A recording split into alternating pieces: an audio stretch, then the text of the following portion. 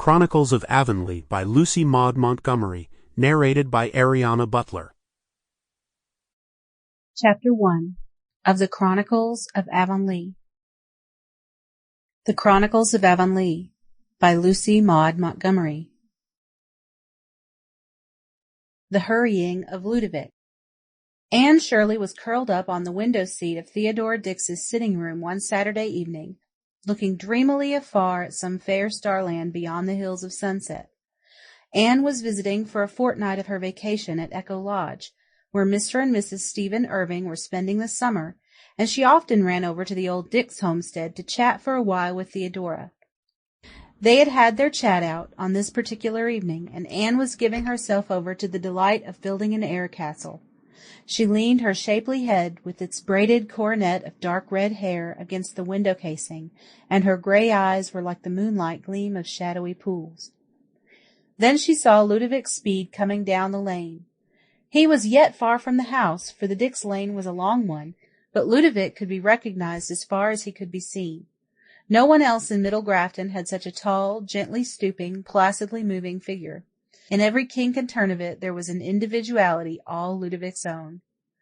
Anne roused herself from her dreams, thinking it would only be tactful to take her departure. Ludovic was courting Theodora.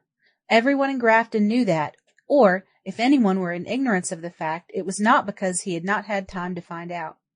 Ludovic had been coming down that lane to see Theodora in the same ruminating, unhastening fashion for 15 years.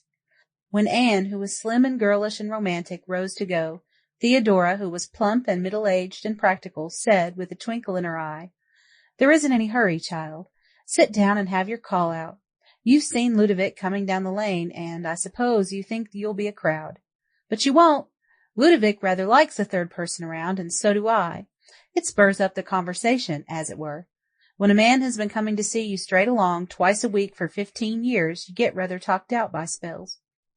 Theodora never pretended to bashfulness where Ludovic was concerned. She was not at all shy of referring to him and his dilatory courtship. Indeed, it seemed to amuse her. Anne sat down again, and together they watched Ludovic coming down the lane, gazing calmly about him at the lush clover fields and the blue loops of the river winding in and out of the misty valley below. Anne looked at Theodora's placid, finely molded face and tried to imagine what she herself would feel like if she were sitting there waiting for an elderly lover who had, seemingly, taken so long to make up his mind. But even Anne's imagination failed her for this. Anyway, she thought impatiently, if I wanted him, I think I'd find some way of hurrying him up. Sample complete. Ready to continue?